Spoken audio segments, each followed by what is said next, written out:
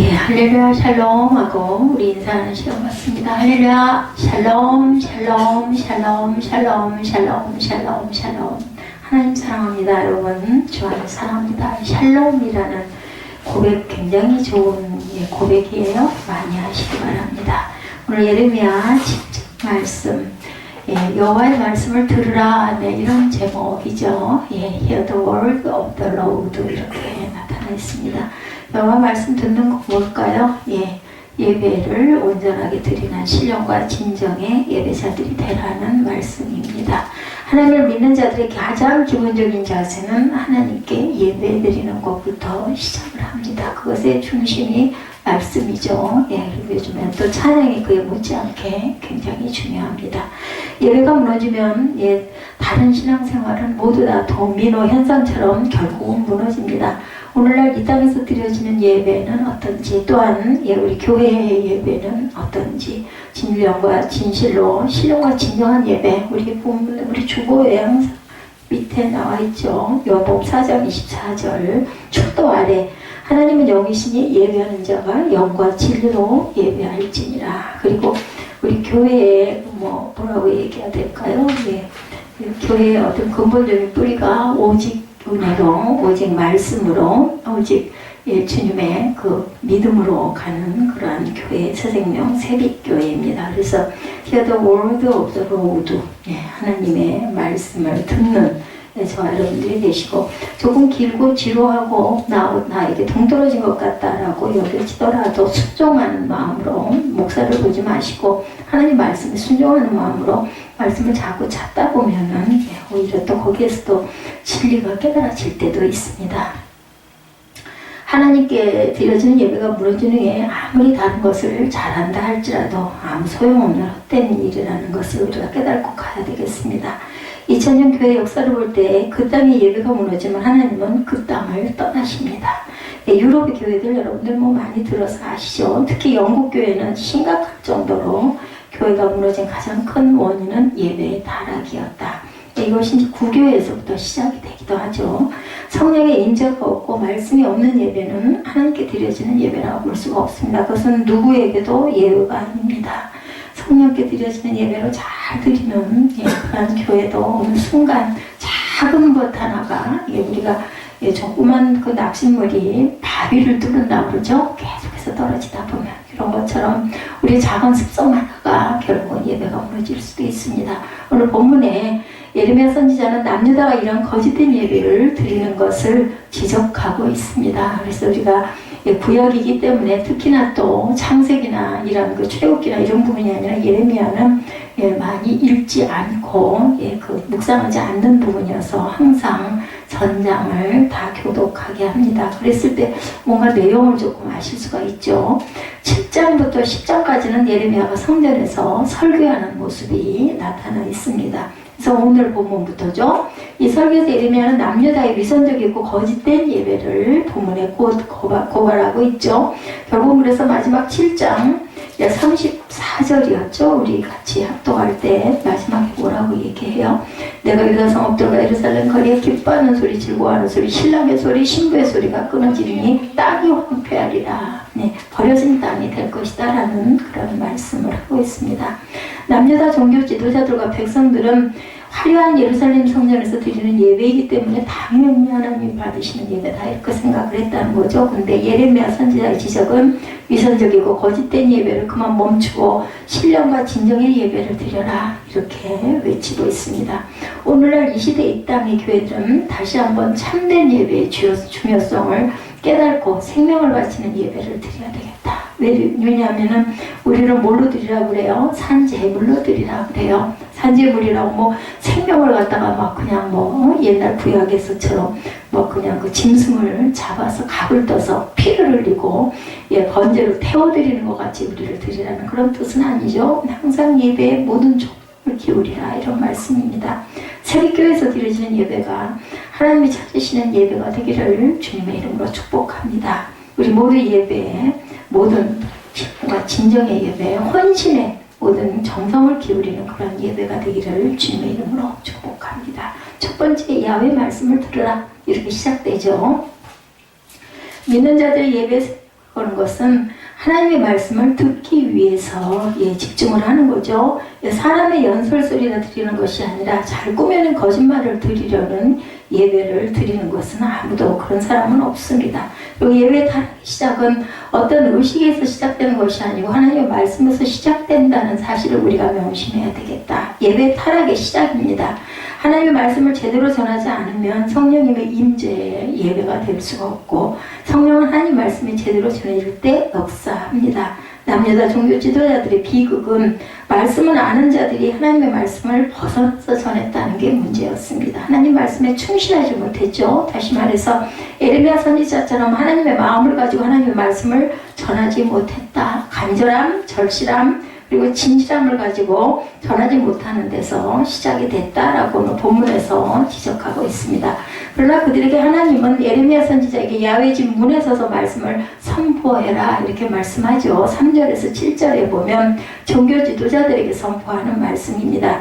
종교 지도자들, 너희들 먼저 길과 행위를 바르게 해라. 말씀을 전하는 자들의 삶이 먼저 바르게 되지 않고서는 하나님의 임재는 기대할 수가 없다. 그들의 삶이 어땠다고요? 거짓된 삶이었다. 4절에 뭐라고 말씀하세요?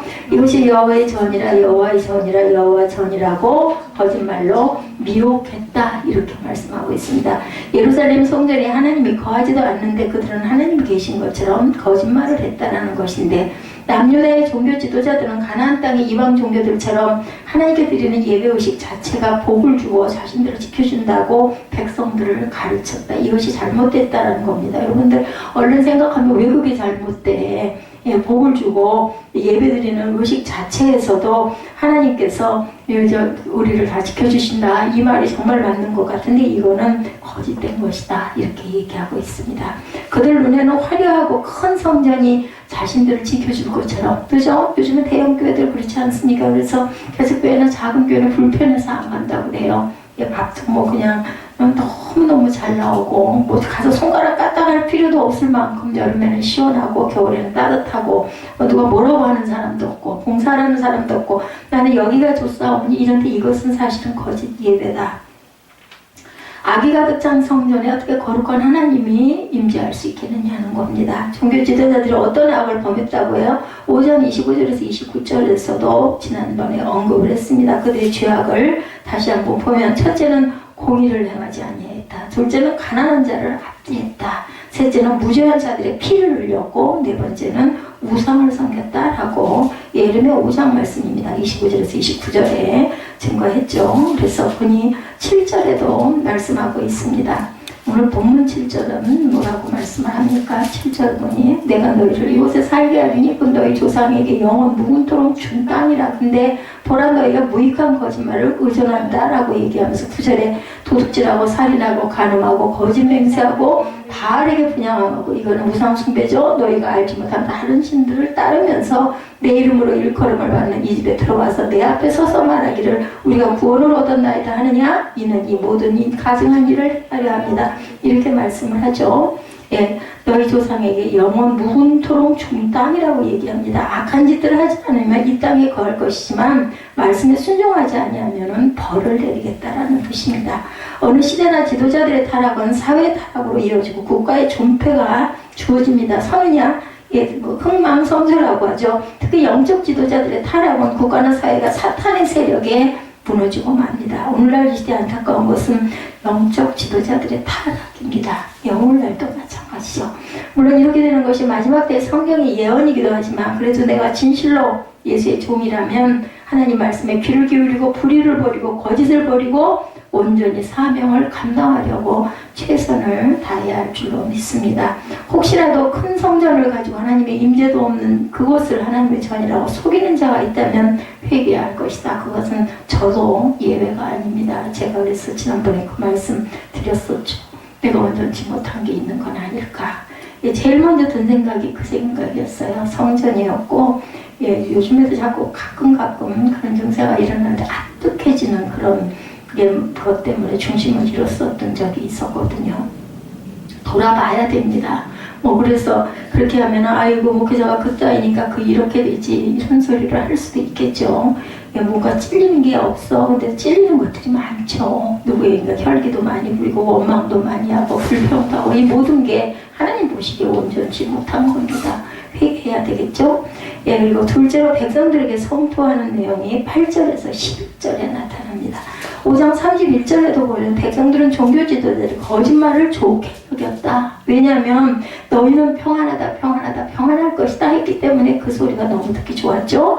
6장 10절에도 하나님의 말씀을 욕으로 여겼다. 하시는 말씀을 이러니 어떻게 축복을 받겠느냐는 거죠. 영적 축복은 있을 수가 없죠. 이러한 백성들이 지도자들이 무익한 거짓말을 의뢰하는 것은 너무나 당연하다. 왜냐하면 너무나 달콤한 말, 염려할 일 없고 근심할 일 없고 뭐 그렇게 열심히 충심이 되지 않아도 괜찮고 다 아셔, 다 돌봐주실 거야 이렇게 계속 얘기하기 때문에 9절에도 뭐라고 말씀해요? 너희가 도둑질하며 살인하며 간음하며 거짓 맹세하리니 바알에게 분양하며 너희 알지 못하는 탄신들을 따르면서 너희들이 그렇게 하겠느냐라고 얘기하죠. 11절에는 내 이름으로 일컬음을 받는 이 집이 너희 눈에는 도둑의 소굴로 보이느냐, 예, 이렇게 말씀합니다. 다시 말해서 하나님의 집이 강도의 소굴인 줄 아느냐. 예수님도 그래서 뭐 하는 사람들, 행상하는 사람들, 예, 그 성전 앞에서 장사치들을 막 때려서 내쫓죠. 오늘날 이 시대 이런 모습이 우리가 없다고 생각하는가? 어젠가요? 제가 어디서 얘기를 잠깐 들었는데 어떤 유명한 목사님 재산이 5,400억이라고 얘기를 들어서 숫자도 저는 더듬더듬거려서 5,400만 원이 아니라 5,400억이라고 그러더라고요. 그러다 뭐 할까? 그 돈이 그렇게 많으면 뭐 할까요? 그죠? 병원비 걱정은 안 할 것 같아요. 그렇게 했으면 숫자 생각 안 하겠죠? 예, 어떻게 될까요? 교만해지겠죠? 이 돈 가지면 뭐든지 할 수 없는 게 어딨어? 안 갈 수 있는 데 어딨어? 어떤 권력도 어떤 적지적 세력에도 내가 압박도 가할 수 있어? 뭐 이런 생각을 할 것 같습니다. 천국이 저희 것임이 되겠느냐라는 말씀이죠. 돈 자체가 잘못된 건 아닙니다. 오늘날 하나님의 성전이 강도의 소굴로 변해가고 있다면 너무나 심한 말일까? 분명한 것은 예레미야 시대보다 몇천 배 악한 시대가 되었다. 그런데 예레미야 이 말씀에도 계속 너희는 멸하리라 멸망당하리라고 얘기합니다. 여러분들 조금 사시는 게 힘들고 공부하고 어려우시니까 부모 형제로 인해서 주변으로 인해서 나는 내 것만 가지면 잘 먹고 잘 살 텐데 도대체 이것 때문에 내가 너무너무 힘들어. 난 좀 억울해. 오히려 그게 낫지 않겠습니까? 왜냐하면 정말 양심껏 내가 정말 없는데도 불구하고 쪼개서 이렇게 나는 할 수 있는 만큼 최대한으로 했으니까 하나님 보시기에 여기 예레미야 선지자의 그 외침처럼 악하지는 않았지 않겠나. 아까워하지 않았으니까 누구처럼 몇천억을 감춰놓고 나는 없어 시침 뺀 죄는 안 짓잖아요. 이렇게 생각하시기 바랍니다. 예수께서 예루살렘 성전에 채찍을 들고 그죠? 내 집은 기도하는 집인데 너희가 강도의 소굴을 만든다고 외치신 그 음성을 오늘날 이 시대 교회들이 들어야 할 겁니다. 혹시라도 남유다 백성들처럼 나는 구원받은 자라고 안심하고 안위한 신앙생활을 하고 있지는 않은지 우리가 항상 돌아봐야 됩니다. 어떤 일이 일어났을 때, 누구에게 어떤 일이 일어났을 때 나는 어떨까? 이걸 항상 생각해 보십니다. 내가 예수 그리스도의 십자가 피로 구원받은 것은 분명한지, 나 정말 구원받았는지 이것도 다시 한번 돌이켜 봐야 되겠죠? 날마다 내 영혼을 돌아보고 예수의 피로 죄사함을 받고 살고 있는지 살펴봐야 됩니다. 우리의 구원은 절대로 여러분들 완성된 것이 아니죠. 우리의 구원은 지금도 진행돼 가고 있어요. 어떻게 되고 있다? 영화를 이루어가고 있습니다. 예, 여러분들이 성화를 받았어요. 그죠? 예, 성령께서 우리 안에 계심으로 인하여. 근데 그리고 우리는 살아갑니다. 하루하루 살아가면서 하나님 나라에 가까워질 줄 알아야 되겠다. 뭘로? 말씀으로, 예배로, 찬양으로, 기도로 하나님께 가까이 가야 됩니다. 마태복음 24장 13절에 그러나 끝까지 견디는 자는 구원을 얻으리라. 여기 뭐라고 그러세요? 견디라고 그러시네요. 끝까지 견디는 자는 구원을 얻으리라. 빌립보서 2장 12절에 두렵고 떨림으로 너희 뭐를 이루라? 구원을 이루라고 말씀합니다. 그러니까 구원을 이루는 건 견뎌야 되고 두려워야 되고 떨려야 되나 봅니다. 로마서 13장 11절에 또한 너희가 이 시기를 알거니와 자다가 깰 때가 벌써 되었으니 이는 이제 우리의 구원이 처음 믿을 때보다 가까웠다라고 얘기합니다. 자다가 깰 때가 되면 끝 무렵이라는 뜻을 하고 있습니다. 모두 다 현재 진행형으로 말씀하고 있다는 사실을 깨닫고 뭐 해야 된다? 하루하루 날마다 ing 하고 가야 된다는 말씀입니다. 실제로 거짓된 예배 결과를 찾아오는 비극을 12절에서 15절에 선포하고 있습니다. 이 비극은 이스라엘의 분명한 역사적 사건 두 가지를 예를 들어서 말씀합니다. 첫째는 실로같이 되리라 이렇게 얘기하죠. 12절에 보면 뭐라고 말씀하세요? 너희는 내가 처음으로 내 이름을 둔 처소 실로에 가서 내 백성 이스라엘의 악에 대하여 내가 어떻게 행했는지 봐라 라고 말씀합니다. 에브라임 지파의 영토내에 있는 실로는 이스라엘 역사에서 굉장히 중요한 곳이었습니다. 이스라엘 백성들이 가나안 땅에 들어와 길갈에 잠시 두었던 성막을 이곳으로 옮겨 실로를 예배 처소로 삼았던 적이 있었어요. 그렇기 때문에 하나님은 이곳을 가리켜 내가 처음으로 내 이름을 둔 처소다 이렇게 말씀합니다. 그런데 이스라엘이 악행이 빠져서 가식적인 예배로 드리자 하나님께서는 실로를 떠납니다. 그래서 예레미야 시대에 실로는 폐허가 되어버리고 맙니다. 하나님께서는 자신의 거룩한 이름을 가나안 땅에서 처음으로 둔 의미 있는 처소라 할지라도 그곳에서 가식적인 예배가 드려지고 악행이 계속된다면 성전을 떠나신다는 것을 너희가 깨달아야 된다. 다시 말해서 성전 자체는 절대로 안전과 구원을 보장해주지 못한다라는 교훈을 주고 있습니다. 폐허가 된 실로는 이러한 교훈의 생생한 신뢰이기 때문에 여기서 예로 실로와 같이 된다라고 말씀합니다. 그렇다면 하나님께서 자신의 이름을 주신 예루살렘 성전은 그러면 어떻다고요? 14절에 뭐라고 말씀하세요? 실로의 행함같이 하시겠다고 말합니다. 멸하겠다는 뜻이죠. 하나님께서 실로를 떠나셨듯이 예루살렘 성전을 또한 떠나겠다라는 말씀입니다. 오늘날도 마찬가지입니다. 하나님의 영의 임재가 없는 성전은 교회는 될지 몰라도 하나님의 거룩한 성전은 될 수가 없다. 절대로 건물이 거룩한 성전이 되는 게 아니죠. 크기가 되는 것도 아니고 그리고 뭐 번쩍번쩍 화려하고 빛나는 것이 되는 것도 아닙니다. 예수의 피가 흐르지 않고 예수의 영이 임재하지 않는다면 그것은 하나님의 성전은 아닙니다.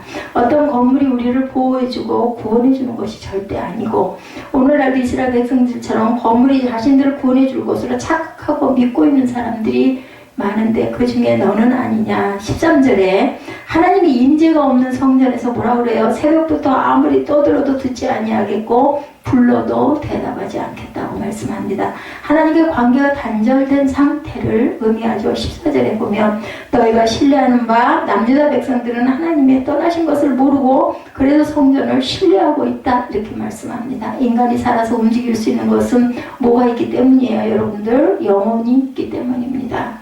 영혼이 떠나면 아무 소리도 못 듣고 느끼지도 못하고 결국은 냄새나는 그런 그 육신은 다 자꾸 썩어가는 그런 모습이 될 수밖에 없다. 아무리 아름다운 여자라 할지라도 아무리 위대한 자라 할지라도 죽은 지 3일이 지나면 추악한 몰골과 냄새가 납니다. 예, 보이는 세계에 만족하고 살아가는 우매하고 무지한 자들이 우리는 되어서는 안 되겠죠. 누구도 예외가 아닙니다. 하나님의 성전도 아무리 거대하고 화려하고 아름다운 성전이라 할지라도 하나님의 영이 떠나면 더러운 냄새가 풍기는 썩은 장소가 된다. 보이는 세계에 만족하고 살아가는 우매하고 무지한 자들이 되지 않아야 되겠다는 거죠. 둘째로 거짓된 예배를 드린 남유다 백성들이 에브라임 자손처럼 될 것이다. 15절에 여기에서 에브라임 자손은 북왕국 이스라엘을 가리킵니다. 북왕국 이스라엘은 유다 지파와 베냐민 지파를 제외한 10지파로 구성되어 있었는데 그 중에 에브라임 지파가 가장 강력했고 지도자적 위치에 있었기 때문에 선지자들을 북왕국 이스라엘을 가리켜 에브라임 자손이다 이렇게 대표로 부릅니다.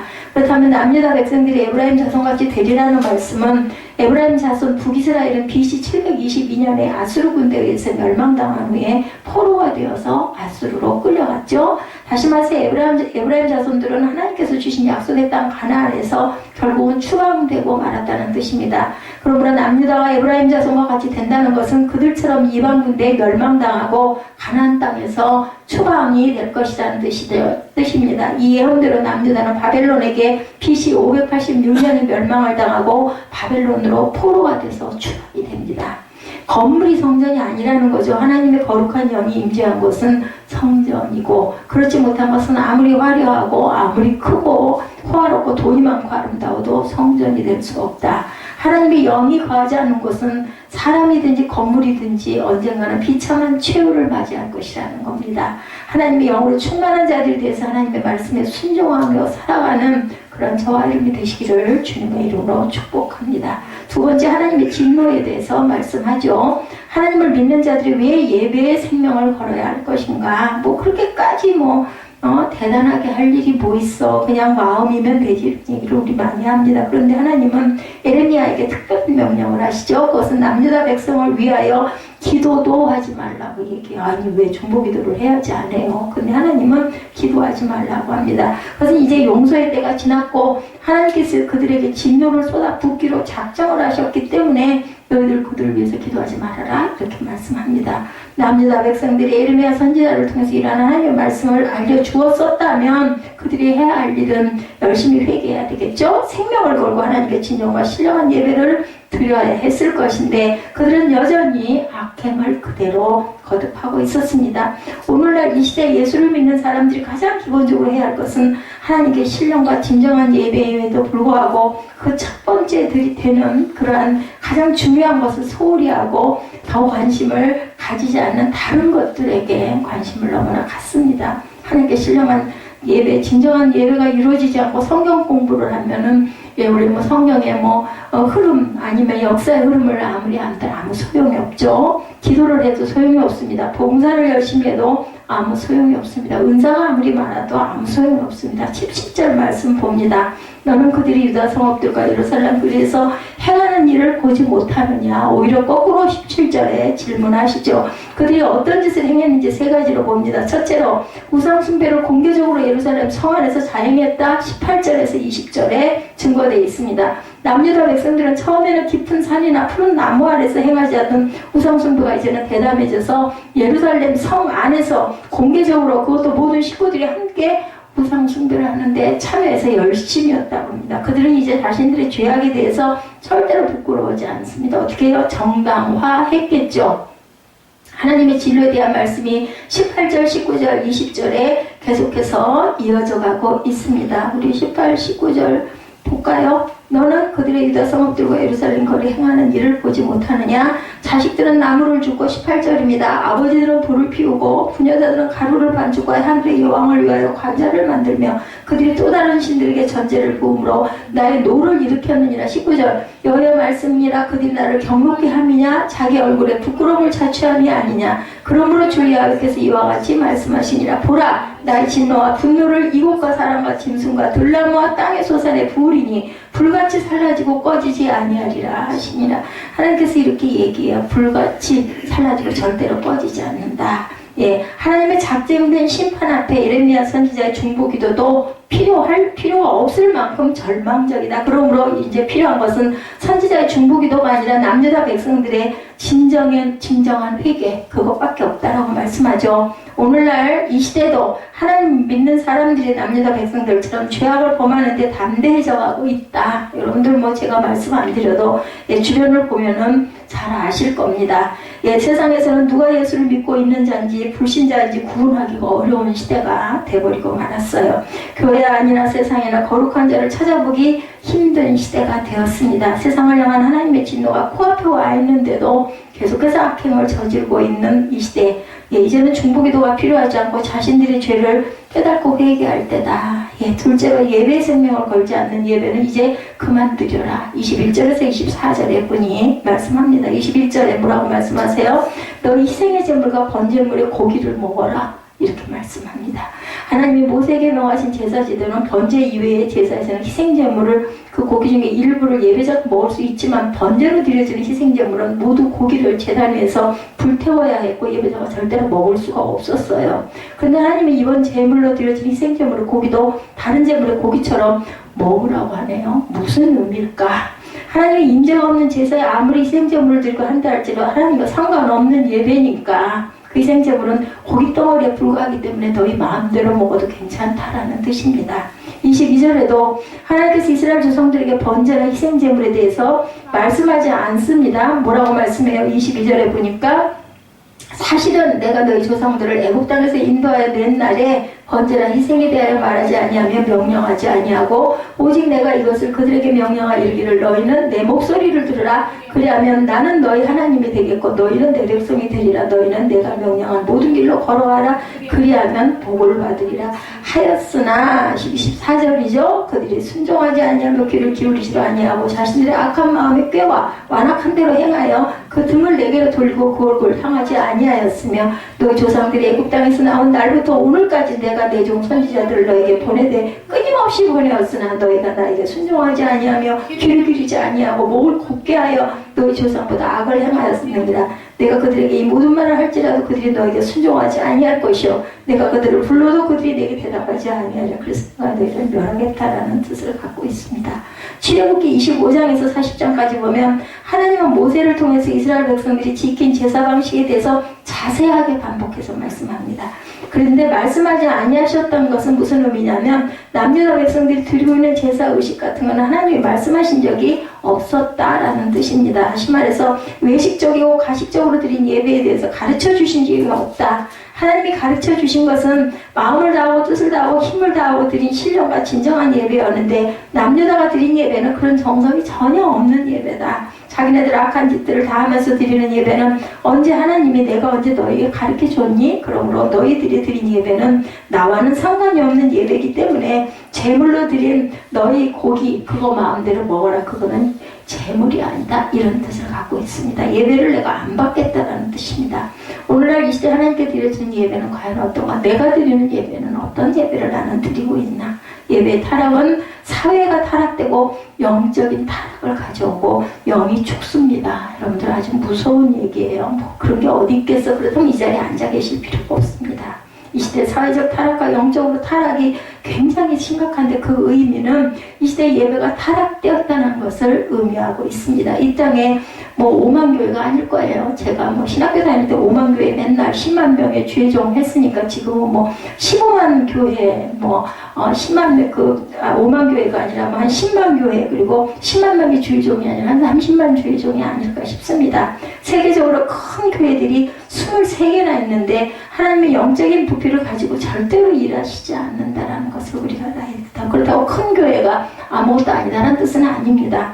하나님은 지금도 진리를 구하는 한 사람을 찾고 계십니다. 예, 신령과 진정으로 예배드리는 자를 찾고 계시고 부피와 숫자가 하나님을 기쁘시게 할 것이라는 잘못된 생각에서 벗어나야 되겠다. 22절에서 내 목소리를 들으라 내가 명령한 모든 길을 걸어가라고 말씀하고 있습니다. 그럼에도 불구하고 남유다는 그들이 순종하지 않고 자신들의 악한 마음의 꾀와 완악한 대로 행해서 하나님께 얼굴과 등을 돌렸다라는 것입니다.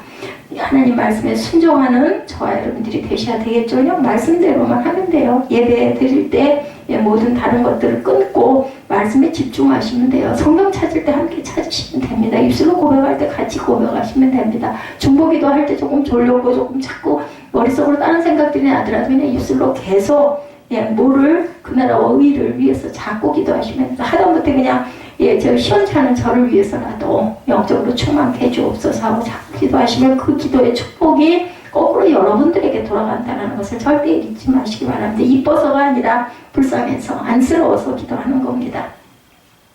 이 땅에서 잘 먹고 잘 살고 세상적으로 살라고 절대로 가르치지 않는다라는 거죠. 근데 왜 예수 믿는 자들이 세상적인 생각으로 가득 차서 살고 있을까? 이것이 하나님의 가르침입니다. 요한일서 2장 16절입니다. 이런 세상에는 모든 것이 육신의 정욕과 안목의 정욕과 이생의 사랑이니 다 아버지께로 온 것이 아니요 세상에서 온 것이니라 라고 말씀합니다. 여러분들 아시죠? 육신의 정욕, 안목의 정욕, 이생의 자랑이 뭔지 아실 겁니다. 세상으로부터 왔다는 것은 곧 사단이다라는 뜻입니다. 더 이상 속지 말아야 하겠다는 거죠. 성경이 우리에게 명령하고 있는 것은 우리 안에 예수의 의를 이루며 살아가라고 말씀을 합니다. 그러니까 조금 손해나도 그 하나님이 아신다라는 얘기입니다. 내가 조금 덜 먹어도 내가 조금 더 고생해도 남들이 보기에 조금 좀 어리석어도 그것은 하나님께서 아신다. 그렇게 싹 빠르게 사는 게 잘 사는 게 아니라는 뜻이에요. 세상 사람이라는 뜻입니다. 이스라엘 백성들이 애굽에서 나올 때 장정이 60만 명이었어요. 노인들, 어린아이들, 여자들까지 합하면 200만 명이 넘을 것이다 라고 추정이 합니다. 그러나 하나님은 광야생활 40년 후에 여호수아와 갈렙과 20세 이하들을 제외한 모든 자를 다 죽이셨어요. 무슨 의미일까요? 하나님의 의를 이루지 못한 자들은 하나님께 버림받을 수밖에 없다는 거. 이거는 자는 게 아니라 죽는 겁니다. 보면은 축복받은 자들, 모세 같은 사람들, 여호수아 같은 사람들은 죽었다라고 표현하지 않습니다. 잔이라 이렇게 표현을 합니다. 그런데 그죠? 예, 그 동생을 죽였던 가인은 죽었다라고 이야기를 합니다. 거기 보면 4장 이하에 보면 다 죽은 그 후대들이 전부 다 죽었다로 나옵니다. 하나님이 원하시는 것은 단 한 사람이라고 의로운 자를 찾고 계시고 기뻐하신다는 사실을 깨닫고 예수 그리스도를 의를 이루는 성전이 되고 성도가 되셔야 되겠습니다. 아직 늦지 않았죠. 셋째로 선지자들도 그들의 말도 듣지 않는다. 25절에서 28절에 말씀합니다. 이스라엘이 비록 하나님께 얼굴을 돌리고 등을 보였을지라도 하나님은 포기하지 아니하시고 선지자들을 끊임없이 보내셨어요. 25절에 보면 애굽 땅에서 나오던 날부터 오늘까지 선지자들을 내가 끊임없이 보내었다고 말씀하죠. 26절에는 선지자들의 말도 듣지 아니하고 오히려 목을 굳게 하여 조상들보다 더악을 행했다. 27절에 하나님은 예레미야 선지자에게 말씀합니다. 내가 그들에게 이 모든 말을 할지라도 그들이 너에게 순종하지 아니할 것이요 내가 그들을 불러도 그들이 내게 대답하지 아니하리니 하나님은 예레미야에게 백성들에게 큰 기대를 하지 말아라 라고 말씀을 합니다. 그들은 하나님 교훈을 받지 아니하는 민족이고 진실에 사라진 거짓으로만 가득 찬 백성이다. 오늘 이 시대는 어떨까? 남유다의 시대와 다를 바가 없는 시대이죠. 부드러운 말이나 귀가 즐거운 말은 듣기 좋아하고 하나님의 예리한 말씀은 듣기 귀찮아합니다. 목사들도 긴 설교보다 짧고 간략한 설교를 해야 인기가 있다고 말하는 시대가 됐습니다. 그러면 설명을 해야 알아듣고 설명을 해야 맥이 이어지는 그런 설교는 어떻게 해야 될까? 그 눈치를 볼 필요가 있을까인 거죠. 사람에게 인기를 얻으려고 설교하는 것은 하나님의 종이 아니죠. 이 설교가 과연 하나님의 말씀이 될 수가 없다라는 겁니다. 복음을 전할지라도 다른 복음이 될 수 있고 다른 영의 역사가 될 수 있고 예수를 전해도 다른 예수를 전하고 있다는 사실을 우리가 깨달아 알아야 되겠다. 하나님의 말씀을 듣고 가슴을 치고 애통케 하는 설교가 이 땅에 임해야 합니다. 듣든지 안 듣든지 선지자적 마음으로 안타까운 마음으로 외쳐야 된다는 거죠. 하나님 기뻐하시는 말씀을 선포하는 주의 종들이 곳곳에서 많이 나타나야 될 것이다. 그래서 북한이 통일이 돼야 돼요. 북녘의 하늘에도 이러한 그 외침의 소리들이 있어야 됩니다. 때를 따라 양식을 나눠주는 종이 지혜로운 종이라고 마태복음 24장 45절에 말씀합니다. 때를 따라 주신 하나님의 말씀을 듣는 귀하고 복된 저와 여러분이 되시길 바랍니다. 네 번째로는 통곡하라고 말씀하네요. 진실로 예배에 생명을 걸고 드리지 못한다면 이제라도 가슴을 치며 통곡하는 자들이 되어야 될 것이다. 만약에 그렇게 하지 아니하면 남유다가 당했던 그 비참함을 동일하게 당할 수 있다는 것을 우리가 명심해야 되겠다. 누구도 예외는 없어요. 누구도 너는 목회자니까 내가 너 봐줄게 이런 거 절대 없대요. 공의의 하나님입니다. 오죽하면 아들까지도 똑같이 십자가에 못 박으셨죠. 예루살렘이라는 말씀이 예루살렘아 너의 머리털을 베어버리고 라고 기록되어 있습니다.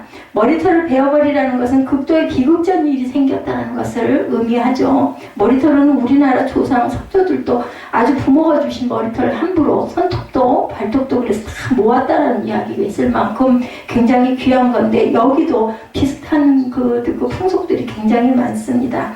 남유다와 하나님과의 관계가 끊어져 버리는 비극, 머리털을 베어버리라는 것은 하나님을 믿는 자들에게 하나님과의 관계가 끊어진다는 것은 비극이죠. 하나님과의 관계가 끊어지게 되는 원인이 뭐라고요? 예배 때문이다. 30절에 또 강조하죠. 남유다 백성들이 하나님의 성전에 어떤 짓을 범했다고요? 하나님의 성전에 가증한 것을 두었다. 가증한 것은 다른 종교에 사용했던 형상이나 대속물 뭐예요? 우상, 형상, 그죠? 우상 숭배에 관련된 물건을 하나님 성전에 갖다 놓았다. 하나님의 거룩한 성전에서 하나님도 섬기고 우상도 섬기는 악한 짓을 했다. 교회 안에 우상이 존재하고 목사가 우상이 되고 있지는 않은지, 내가 진실로 오직 예수 신앙으로 하나님께 예배만 드리고 있는지, 돈이나 지식이나 내 자신의 우상으로 또한 자식이나 이런 모든 것들로 예배드리고 있지는 않은지, 더 중요하게 여기지는 않은지, 만약에 그런 모습이 나에게 있다면 통곡하고 새로운 예배를 드리기로 작정을 해야 되겠다. 31절에 그들은 하나님의 명령하지도 않은 짓들을 서슴없이 행하죠. 흰동 골짜기는 예루살렘에서 남쪽에 있는 골짜기인데 이 골짜기에 도벳이라는 아주 유명한 산당이 있었는데 남유다 백성들이 이 산당에다가 자녀들을 태워서 바쳤다고 합니다. 몰렉신이죠. 자녀들을 불태워 제물로 드리는 의식은 모압 족속이 섬기는 몰렉신이나 아모리 족속들이 행하는 의식이었는데 그런 이방 종교 의식을 남유다 백성들이 행했다라는 겁니다. 여러분들 이 시에 태어난 게 굉장히 축복인 줄로 아시기 바랍니다. 잘못했다가는 부모에게 태움을 받았을 수도 있어요. 그죠? 하나님이 이런 가증한 짓을 서슴없이 행하는 남녀에게 무서운 저주를 32절에 내리시죠. 하나님 앞에 가증스러운 예배를 드린 자들의 마지막이 가증스러운 예배를 드린 곳이 흰놈의 아들의 골짜기라 하지 않고 너희들의 죽음의 골짜기가 될 것이다 라고 말씀합니다. 매장지가 부족해서 버려진 시체들이 공중의 새와 땅의 짐승들의 밥이 될 것이다. 그러므로 이러한 사실을 믿는다면 머리털을 밀고 통곡하고 하나님께 예배를 드리는데 생명을 바쳐야 된다. 34절이죠. 남유다 전체의 기쁨이 사라지고 비통함만 있을 것인데 이러한 사실을 믿는다면 지금이라도 통곡하고 하나님께 신령과 진정의 예배를 드리는 것이다. 남유다 백성들이 말씀에 순종했을까요? 안 했죠. 안 했기 때문에 망합니다. 그리고 포로가 됩니다. 70년 동안 포로가 되죠. 1세대들은 다 죽습니다. 예, 마지막 때 반드시 이런 역사가 재현될 것이고 지금은 무엇이 참된 예배고 거짓된 예배인지 분별이 안 되겠지만 하나님의 작정된 심판이 가까울수록 거짓은 자꾸 드러납니다. 지금 그런 거짓된 모습이 드러나고 있죠. 요한복음 4장 23절 여러분들 잘 아시는 말씀이죠. 아버지께 참되게 예배하는 자들은 영과 진리로 예배할 때가 오나니 곧 이때라. 아버지께서는 자기에게 이렇게 예배하는 자를 찾으시느니라.